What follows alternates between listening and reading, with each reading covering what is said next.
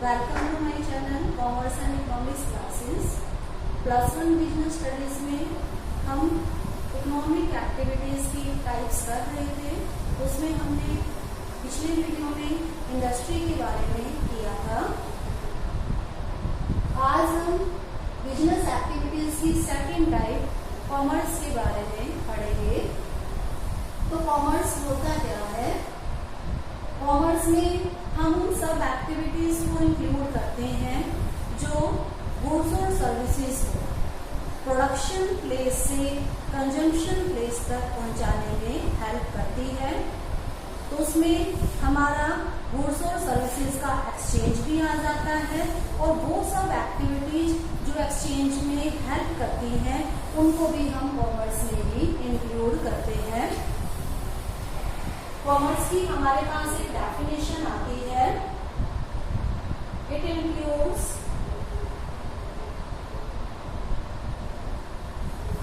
all those activities which are engaged in the removal of hindrances of person, place and time in exchange of goods and services। तो ये हमारी commerce की एक definition है, बहुत अच्छी है। Commerce includes all those activities. Commerce में हम उन सब एक्टिविटीज को इंक्लूड करते हैं which are engaged in the removal of hindrances of person, place, time in exchange of goods and services. जो हमने इंडस्ट्री में गुड्स और सर्विसेज प्रोड्यूस की है, उन गुड्स और सर्विसेज को हमें प्रोड्यूसर से कंज्यूमर्स तक पहुंचाना है। तो उसमें हमारे पास कुछ रुकावटें आती हैं, हिंड्रेंसेस आती हैं, प्रॉब्लम्स आती हैं। वो प्रॉब्लम्स हमारी पर्सन की हो सकती है, हमने ऑनरशिप ट्रांसफर करनी है प्रोड्यूसर से कंज्यूमर तक, वो प्रॉब्लम आ सकती है कि कौन पर्सन उनको प्रोड्यूसर से खरीदेगा और कंज्यूमर को बेचेगा। एक प्रॉब्लम आती है हमारे पास प्लेस की कि हम उसको प्रोडक्शन प्लेस से कंजम्पशन प्लेस तक उन गुड्स को कैसे लेकर जाएं। एक प्रॉब्लम आ सकती है हमारे पास टाइम की, उनका प्रोडक्शन का टाइम और कंजम्पशन का टाइम अलग अलग हो सकता है। तो ये जो गुड्स और सर्विसेज का हम एक्सचेंज करते हैं, वो एक्सचेंज और ये जो प्रॉब्लम्स आती हैं पर्सन, प्लेस, टाइम की, इनको रिमूव करने के लिए जो हम एक्टिविटीज करते हैं, वो सब एक्टिविटीज भी और गुड्स और सर्विसेज का एक्सचेंज भी, दोनों को ही हम कॉमर्स में इंक्लूड करते हैं। एक्टिविटीज इनको हम सर्विसेज भी बोल देते हैं। सर्विसेज जो हमने पिछले वीडियो में भी की थी, इंडस्ट्री में हमने थर्ड टाइप की थी टर्शियरी इंडस्ट्री, उसको हमने सर्विस इंडस्ट्री भी बोला था। तो वो सब सर्विसेज यहाँ एक्टिविटीज में इंक्लूड होती है। इसके अलावा दूसरी बात आती है मेन कॉमर्स में exchange of goods and services.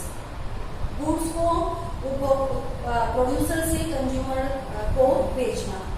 तो दो बातें आती है कॉमर्स में। अब हम आज कॉमर्स की डिटेल करेंगे। तो कॉमर्स में हमने दो बातें की है। एक तो exchange of goods and services.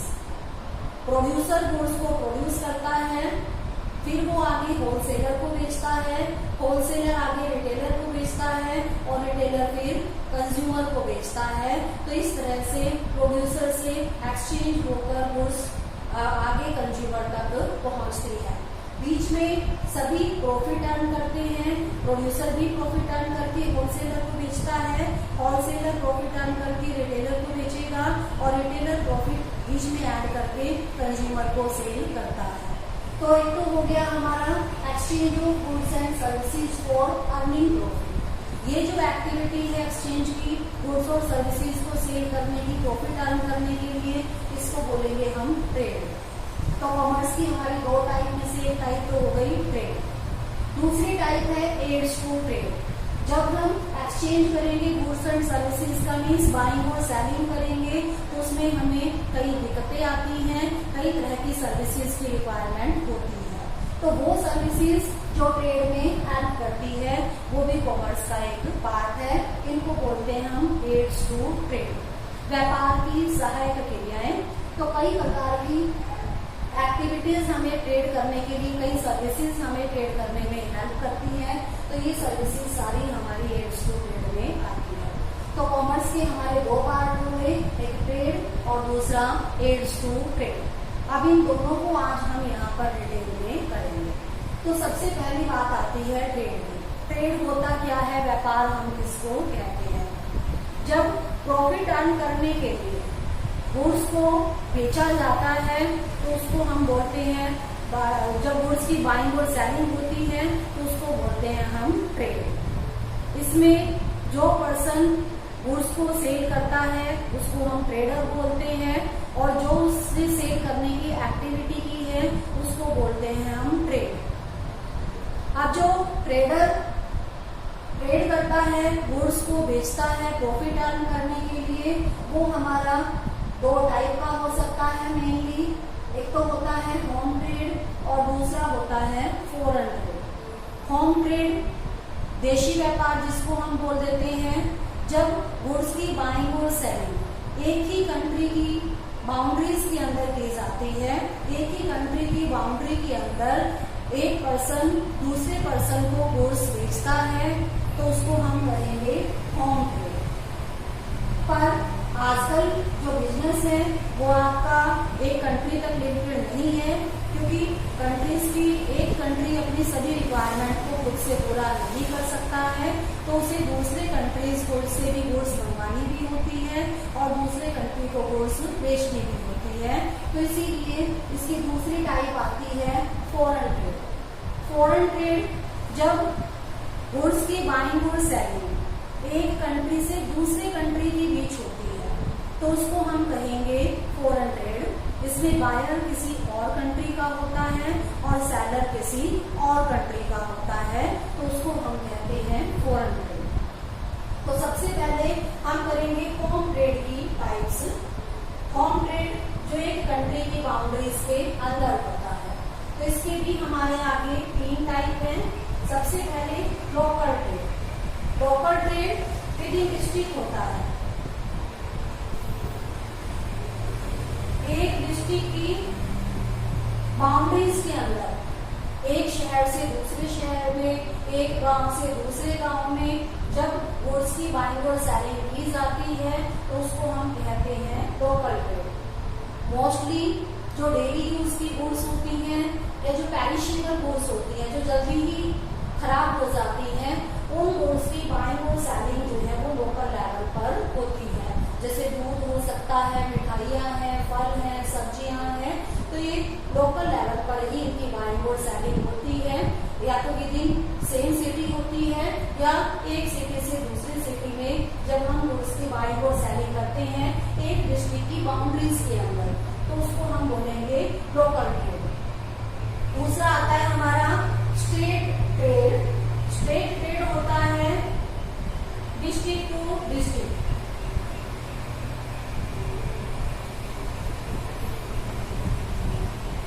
जब एक स्टेट की बाउंड्रीज के अंदर एक डिस्ट्रिक्ट से दूसरी डिस्ट्रिक्ट में हम गुड्स की बाइंग या सेलिंग करते हैं, बायर एक अलग डिस्ट्रिक्ट का होता है और सेलर एक अलग डिस्ट्रिक्ट का होता है, तो उसको हम बोलते हैं स्टेट लेवल ट्रेड। मोस्टली जो आपकी ड्यूरेबल गुड्स है उनका जो बाइंग और सेलिंग है वो स्टेट लेवल पर होता है। इसके बाद आता है इंटर स्टेट ट्रेड। ये ट्रेड है हमारा state to state.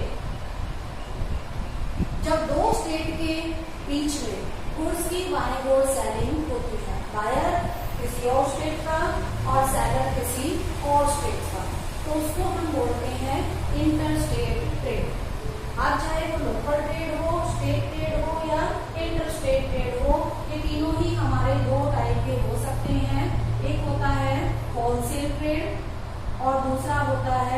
Retail trade. Wholesale trade में क्या होता है? होलसेल ट्रेड में जो ट्रेडर है वो प्रोड्यूसर से गुड्स खरीदता है, प्रोड्यूसर से होलसेलर गुड्स को खरीदेगा और आगे वो रिटेलर को बेचेगा, तो उसको हम कहेंगे होलसेल ट्रेड। होलसेलर का प्रोड्यूसर से डायरेक्ट रिलेशनशिप होता है, ये डायरेक्टली प्रोड्यूसर से गुड्स खरीदता है, तो ये ज्यादा क्वांटिटी में गुड्स खरीदता है प्रोड्यूसर से और थोड़ी थोड़ी क्वांटिटी में रिटेलर को बेचता है। रिटेल ट्रेड क्या हुआ?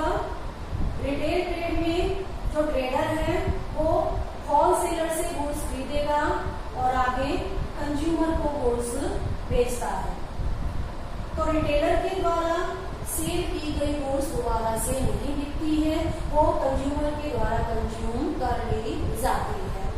तो ये एक्सचेंज में हमारी लास्ट जो है चेन है, इसके बेची हुई गुड्स दोबारा से नहीं बिकती है। तो ये तो था हमारा होम ट्रेड। इसके बाद आता है फॉरेन ट्रेड। जब दो कंट्री के बीच में गुड्स की बाइंग और सेलिंग होती है तो उसको हम बोलते हैं foreign trade. One country to another, जब गुड्स को बाय करने वाला किसी और कंट्री का होता है ट्रेडर और सेल करने वाला ट्रेडर किसी दूसरे कंट्री का होता है, तो उनके बीच में जो बाइंग और सेलिंग होगी गुड्स की, उसको हम बोलेंगे फॉरेन ट्रेड। इसमें दो कंट्रीज की इन्वॉल्वमेंट हो जाती है, ये एक कंट्री की बाउंड्री से दूसरे कंट्री के बायर और सेलर के साथ हम इसमें ट्रेडिंग करते हैं। तो ये भी हमारा 3 टाइप का होता है। तो सबसे पहले है इसमें इंपोर्ट ट्रेड। जब हम गुड्स की बाइंग और सेलिंग करते हैं किसी दूसरे कंट्री के ट्रेडर के साथ, तो एक गुड्स को सेल करेगा और एक गुड्स बेचेगा। तो जिस कंट्री में ने परचेज किया है उस कंट्री के लिए तो वो होगा इंपोर्ट, और जिस कंट्री ने बेचा है उसके लिए होगा वो एक्सपोर्ट। तो अब इसमें इंपोर्ट ट्रेड क्या हो गया? जब हम किसी दूसरे देश से गुड्स को बाय करते हैं तो उसको हम कहेंगे इंपोर्ट ट्रेड। एक्सपोर्ट ट्रेड, जब हम किसी दूसरे कंट्री को गुड्स सेल करते हैं तो उसको हम कहेंगे एक्सपोर्ट ट्रेड। अब थर्ड टाइप है इसकी एंटरपोर्ट ट्रेड। ये क्या है? एंटरपोर्ट ट्रेड में कंट्रीज 3 कंट्रीज की इन्वॉल्वमेंट हो जाती है। जब एक कंट्री का ट्रेडर किसी दूसरे कंट्री से गुड्स को परचेज तो करता है, पर इसलिए नहीं कि वो अपने ही यूज करेगा, खुद यूज करेगा, बल्कि इसलिए कि वो उसको आगे किसी तीसरे कंट्री में बेचेगा, तो उसको हम कहेंगे एंटरपोर्ट ट्रेड। इसमें जो गुड्स इंपोर्ट की जाती है वो अपने देश में यूज करने के लिए नहीं, बल्कि उनको रीसेल करने के लिए अगर परचेज की जाती है तो उसको हम एंटरपोर्ट ट्रेड बोलते हैं। अब इसके बाद ये तो था हमारा ट्रेड और उसकी टाइप्स। तो कॉमर्स का दूसरा टाइप है, पार्ट है हमारा एड्स टू ट्रेड। जब हम ट्रेड करते हैं, गुड्स की बाइंग और सेलिंग करते हैं, तो बाइंग और सेलिंग तो करते ही है, तो उसके लिए हमें कुछ दिक्कतें आती हैं, बाइंग और सेलिंग में प्रॉब्लम्स आती हैं। उन प्रॉब्लम्स को दूर करने के लिए हमें कुछ सर्विसेज की रिक्वायरमेंट होती है। वो सर्विसेज आती है हमारी एड्स टू ट्रेड में। इसको हम सर्विस इंडस्ट्री भी कह देते हैं या टर्शरी इंडस्ट्रीज भी इसको हम बोल देते हैं। कृषक उद्योग, सर्विस इंडस्ट्री या एड्स टू ट्रेड एक ही बात है। तो एड्स टू ट्रेड में हम उन सब सर्विसेज को इंक्लूड करते हैं जो ट्रेड में हेल्प करती है, मीन्स गुड्स की बाइंग और सेलिंग में हेल्प करती हैं। उन सब सर्विसेज को हम एड्स टू ट्रेड में इंक्लूड करेंगे। तो कई तरह की बिजनेस में हमें प्रॉब्लम आती है, ट्रेड जब हम करते हैं, बाइंग और सेलिंग करते हैं, उन प्रॉब्लम्स को दूर करने के लिए अलग अलग टाइप की सर्विसेज है जो हमारी हेल्प करती है। तो क्या क्या प्रॉब्लम है और उनके लिए क्या क्या सर्विसेज है। सबसे पहली बात आती है हिंड्रेंस ऑफ पर्सन की। जब हम गुड्स की बाइंग और सेलिंग करते हैं तो उसका प्रोड्यूसर कोई और है और उसको यूज किसी और ने करना है। तो यहाँ पर प्रॉब्लम आई पर्सन की। पर्सन अलग अलग है, प्रोड्यूसर अलग है और कंज्यूमर अलग है। उसने यूज करना है, कंज्यूमर ने, प्रोड्यूसर ने बनाई है। अब कंज्यूमर तब यूज करेगा जब वो चीज प्रोड्यूसर से कंज्यूमर तक पहुंचेगी। अब प्रोड्यूसर सभी कंज्यूमर के पास खुद नहीं जा सकता, क्योंकि आजकल जो बिजनेस है वो आपका इंटरनेशनल लेवल पर किया जाने लगा है, नेशनल लेवल पर है। तो हर एक प्रोड्यूसर के लिए पॉसिबल नहीं होता कि वो सभी कंज्यूमर तक खुद जाकर अपने गुड्स को दे दे। तो इसके लिए वो हेल्प देता है मिडल मैन। तो जो प्रोड्यूसर और कंज्यूमर के बीच में जो गैप है, जो प्रॉब्लम आई है उनको कि गुड्स प्रोड्यूसर कैसे पहुंचाए कंज्यूमर तक, उस प्रॉब्लम को दूर करने के लिए मिडल मैन हमारी हेल्प करते हैं। मिडल मैन कौन हो सकते हैं? ये जो हमने यहाँ पर किए थे होलसेलर और रिटेलर, वो हमारे मिडल मैन हो सकते हैं। ये हमने यहाँ पर किए थे होलसेल और रिटेलर। तो मिडल मैन कौन होंगे? होलसेलर, रिटेलर हो सकता है या एजेंट, होलसेलर या रिटेलर। ये जो है गुड्स को प्रोड्यूसर से खरीदते हैं और आगे कंज्यूमर को ले जाकर बेचते हैं। तो ये जो पर्सन्स की प्रॉब्लम आएगी उसको दूर करने के लिए मिडल मैन अपनी सर्विसेज देते हैं। सर्विसेज ही देते हैं क्योंकि ना तो ये प्रोड्यूसर है गुड्स की और ना ही ये कंज्यूमर है। इनका काम क्या है? ये प्रोड्यूसर से गुड्स खरीदेंगे और कंज्यूमर को बेचेंगे। तो बीच में ये अपनी सर्विसेज दे रहे हैं, गुड्स को प्रोड्यूसर से कंज्यूमर्स तक पहुंचाते हैं। तो इस तरह से मिडल मैन की सर्विसेज हमें ट्रेड में हेल्प करती है। अब दूसरी प्रॉब्लम आती है प्लेस की। प्रोडक्शन प्लेस कहीं और है और उन गुड्स को कंज्यूमर कहीं और है, कहीं और रहते हैं वो। तो उन गुड्स को उठाकर हमें प्रोडक्शन प्लेस से कंजम्पशन प्लेस तक लेकर जाना है। अब उनको हम कैसे लेकर जाएं? मिडल मैन भी अपने हाथों में थोड़ी उठाकर लेकर जाएंगे, इतना सामान होता है तो उनको लेकर कैसे जाएं? तो उसके लिए हमारे पास ट्रांसपोर्टेशन की सर्विसेज है। ट्रांसपोर्टेशन के मीन्स हैं हमारे पास अलग अलग। वो जो ट्रांसपोर्टेशन के तरीके हैं उनके थ्रू हम गुड्स को प्रोडक्शन प्लेस से उठाते हैं और कंजम्पशन प्लेस तक लेकर जाते हैं और कंज्यूमर को प्रोवाइड कराते हैं। तो इस तरह से जो प्लेस की हमारी प्रॉब्लम आई है वो ट्रांसपोर्टेशन के थ्रू दूर हो जाती है। दूसरा है इसमें कम्युनिकेशन। जब हम प्रोड्यूसर से गुड्स कंज्यूमर तक पहुंचेगी तो बीच में जो प्रोड्यूसर है और मिडल मैन है उनको आपस में बातचीत करनी पड़ती है। तो उसके लिए कम्युनिकेशन की हमें रिक्वायरमेंट होती है। तो कम्युनिकेशन के जो मीन्स हैं, तरीके हैं कम्युनिकेशन के, वो भी हमारी हेल्प करते हैं गुड्स को प्रोडक्शन प्लेस से कंजम्पशन प्लेस तक पहुंचाने में। तो इस तरह से प्लेस की जो प्रॉब्लम आई है उसके लिए ट्रांसपोर्टेशन की सर्विसेज हमारी हेल्प करती है। एड्स टू ट्रेड है ये भी ट्रांसपोर्टेशन। नेक्स्ट आता है एड्स टू ट्रेड में warehousing. Warehousing problem को दूर करते हैं टाइम की। टाइम की प्रॉब्लम, प्रोडक्शन और कंजम्पशन का टाइम। जो गुड्स हमने प्रोड्यूस की है, प्रोडक्शन तो उनका आज हो गया, पर जरूरी नहीं है कंज्यूमर उसको आज ही खरीद लेगा। कंज्यूमर को जब रिक्वायरमेंट होगी वो तभी खरीदेगा। तो जब तक कंज्यूमर उन गुड्स को नहीं खरीदता है तब तक उनको हमने प्रिजर्व रखना है, कहीं पर भी उनको रखना है ताकि वो गुड्स हमारी खराब ना हो और जब भी जरूरत हो हम कंज्यूमर तक पहुंचा सकें। तो उसके लिए वेयर हाउसिंग की सर्विसेज है। वेयर हाउसेज ऑनर के अपने भी हो सकते हैं, प्रोड्यूसर के, होलसेलर के भी हो सकते हैं, या हम वेयर हाउसेज को रेंट पर भी ले सकते हैं। बहुत से लोग हैं जो वेयर हाउसेज अपने बनाते हैं और उनकी सर्विसेज देते हैं, रेंट पर उनको देते हैं।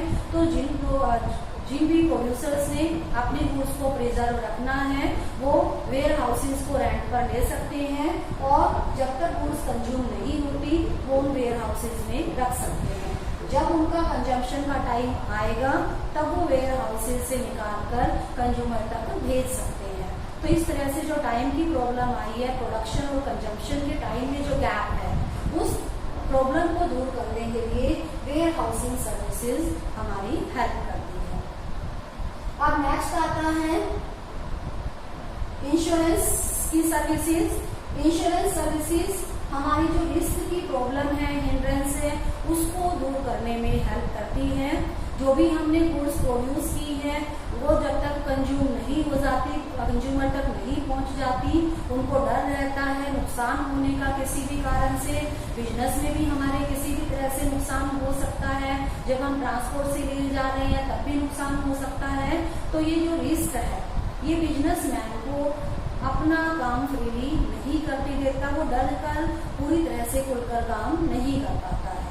तो उसको ये जो प्रॉब्लम आ रही है रिस्क की, इस प्रॉब्लम को दूर करने के लिए हमारे पास है इंश्योरेंस कंपनी की सर्विसेज। इंश्योरेंस कंपनीज से आप अपने गुड्स का, अपनी प्रॉपर्टी का इंश्योरेंस करा सकते हैं, और बदले में अगर आपकी गुड्स को जिसका आपने इंश्योरेंस कराया है कोई भी नुकसान होता है तो इंश्योरेंस कंपनी आपको कंपनसेट करती है। तो इस तरह से वो लॉस जो कि बिजनेसमैन को होने वाला था उसको इंश्योरेंस कंपनीज अपने ऊपर ले लेती हैं, और उसकी जो रिस्क की प्रॉब्लम आ रही थी उस प्रॉब्लम को ये दूर करती है। इसके बाद आती है हमारे पास बैंकिंग की सर्विसेज, जो एड्स टू ट्रेड है। ये सर्विसेज हमारी फाइनेंस की प्रॉब्लम को दूर करती है। कई बार बिजनेसमैन के पास अपना सफिशिएंट पैसा नहीं होता है, तो उसको पैसे की जरूरत पड़ती है, वो मार्केट से भी उधार ले सकता है, पर उसको वहां से इजीली और बहुत ज्यादा पैसा नहीं मिल पाता है। तो इसके लिए बैंक से, वो बैंक से लोन ले सकता है और अपनी मनी की रिक्वायरमेंट को पूरा कर सकता है, फाइनेंस की प्रॉब्लम को दूर कर सकता है। लास्ट इसमें आती है हिंड्रेंस ऑफ इंफॉर्मेशन। जो प्रोड्यूसर ने गुड्स बनाई है वो अपने कंजम्पशन के लिए नहीं बनाई है, वो उसने बेचने के लिए बनाई है। उसकी गुड्स बिकेगी तब जब लोगों को उसकी गुड्स के बारे में पता होगा। तो वो कैसे अपनी गुड्स की इंफॉर्मेशन कंज्यूमर्स को दे, तो उसके लिए हमारे पास सर्विसेज है एडवर्टाइजिंग की। एडवर्टाइजिंग के थ्रू प्रोड्यूसर अपने गुड्स की इंफॉर्मेशन कंज्यूमर्स तक पहुंचा सकता है। एडवर्टाइजिंग के हमारे पास डिफरेंट मीन्स हैं, तो अलग अलग किसी भी मीन्स को वो यूज करके, तरीकों को यूज करके अपनी गुड्स की इंफॉर्मेशन कंज्यूमर तक पहुंचाता है। कंज्यूमर को उसकी गुड्स के बारे में पता चलेगा और वो उसकी गुड्स को खरीदेंगे। तो इस तरह से ये सब जो सर्विसेज हैं ये बिजनेस करने में, गुड्स की बाइंग और सेलिंग करने में हेल्प करती है। इसीलिए इसको हम एड्स टू ट्रेड में इंक्लूड करते हैं। ट्रेड में हमने इंक्लूड किया था बाइंग और सेलिंग को, एड्स टू ट्रेड में वो एक्टिविटीज आती है जो बाइंग और सेलिंग में हेल्प करती है। तो हमने तीनों टाइप की एक्टिविटीज कर ली है। 3 टाइप की आई है हमारे पास, बिजनेस आया है, इंडस्ट्री और ट्रेड। अब इनमें हम डिफरेंस करेंगे क्या है।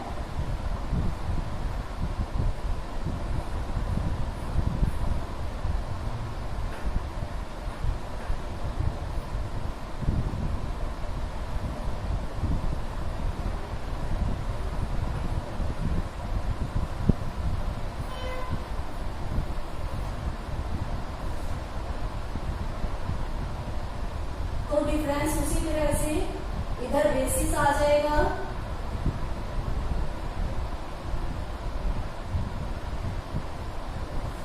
इंडस्ट्री,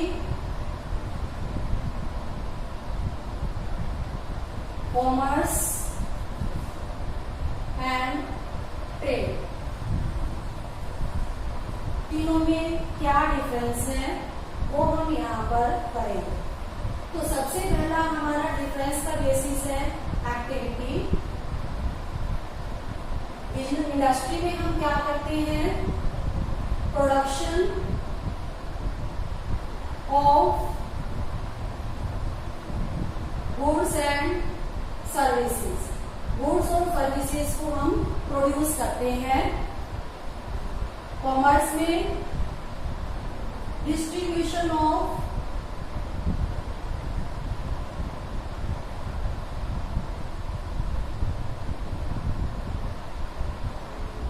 गुड्स जो हमने इंडस्ट्री में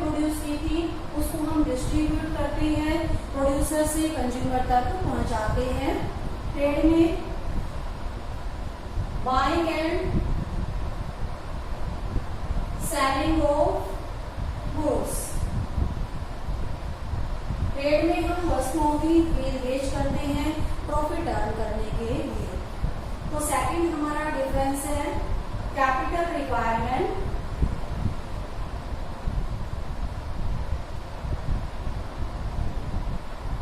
इंडस्ट्री में फिक्स कैपिटल सबसे ज्यादा चाहिए होती है मोर, और वर्किंग कैपिटल जो डे टू डे एक्सपेंसेस के लिए चाहिए होती है वो डिपेंड करती है इंडस्ट्री की एक्टिविटीज के ऊपर। तो अकॉर्डिंग टू नेचर ये भी वैसे ज्यादा चाहिए होती है, दोनों ही इसमें ज्यादा चाहिए, फिक्स कैपिटल भी और वर्किंग कैपिटल भी। कॉमर्स में फिक्स कैपिटल इंडस्ट्री के कंपैरेटिवली हमें लेस चाहिए, और वर्किंग भी हमें इंडस्ट्री के कंपैरेटिवली लेस चाहिए। ट्रेड में वर्किंग कैपिटल हमें ट्रेड के लेवल के अकॉर्डिंग चाहिए होती है।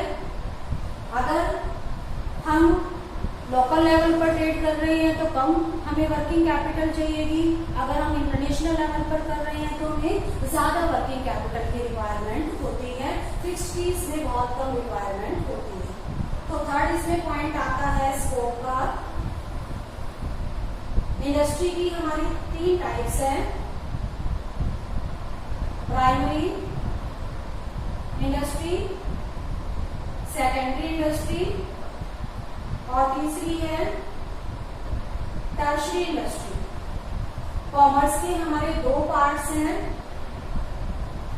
Trade and aids to trade. Trade के 2 टाइप्स हैं, होम ट्रेड और फॉरेन ट्रेड। इसके बाद नेक्स्ट डिफरेंस है रिस्क एलिमेंट।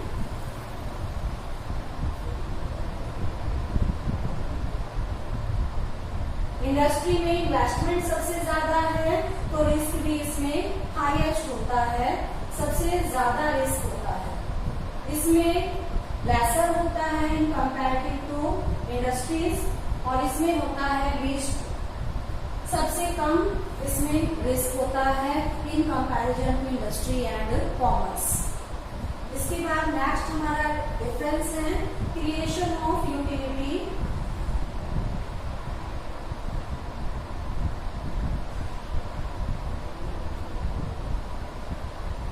इंडस्ट्री में हम फॉर्म यूटिलिटी क्रिएट करते हैं, गुड्स की फॉर्म चेंज करते हैं। कॉमर्स में person utility, place utility, time utility और पोजेशन यूटिलिटी क्रिएट की जाती है। पोजेशन में ओनरशिप चेंज होती है, पर्सन में गुड्स प्रोड्यूसर से कंज्यूमर तक पहुंचती है, प्लेस में प्रोडक्शन प्लेस से कंजम्पशन प्लेस तक लेकर जाते हैं, और टाइम में उसको प्रोडक्शन प्लेस टाइम से कंजम्पशन टाइम तक रिजर्व रखा जाता है। जबकि ट्रेड में हम पर्सन और पोजेशन यूटिलिटी क्रिएट करते हैं, क्योंकि ट्रेड जो है वो कॉमर्स का ही एक पार्ट है, तो इस 4 में से 2 यूटिलिटी हमारे ट्रेड में आती है। नेक्स्ट डिफरेंस इसमें आता है म्यूचुअल डिपेंडेंस।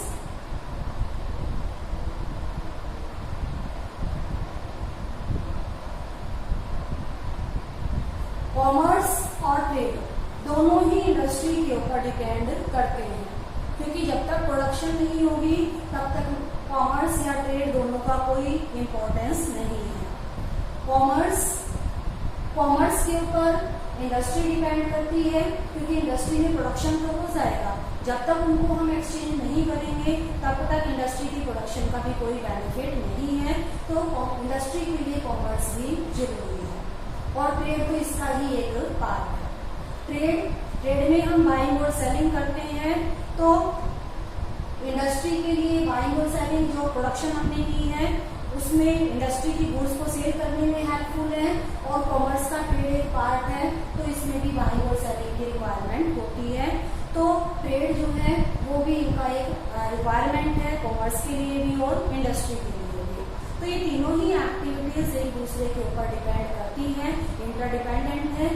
अगर एक भी ना हो तो बाकी दोनों का कोई इम्पोर्टेंस नहीं रह जाती है, तो इसलिए ये तीनों ही इंटरडिपेंडेंट है। तो यहाँ ये हमारा टॉपिक कंप्लीट हो जाता है टाइप्स ऑफ बिजनेस एक्टिविटीज का। इसके बाद हम नेक्स्ट टॉपिक करेंगे नेक्स्ट वीडियो में।